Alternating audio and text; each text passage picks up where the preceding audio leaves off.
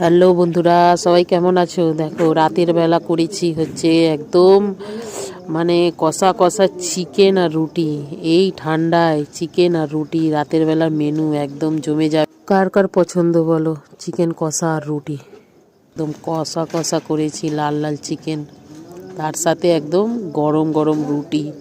শীতকালের রাতে তো রুটি আর চিকেনই খেতে ভালো লাগে, তাই জন্য রুটি আর চিকেন। দেখো শীত থাকুক বা গরম আর রাত থাকুক বা দিন, আমাদের তো রান্না করে খেতেই হবে।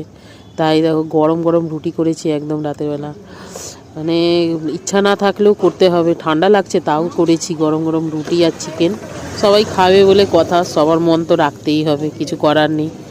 আর এইখানে হচ্ছে আমরা খাবার বার করে নিয়েছি, সবাই খাচ্ছে, আমিও খাচ্ছি। দেখো চিকেনটা কিন্তু খুব ভালো হয়েছিল, ঝাল ঝাল।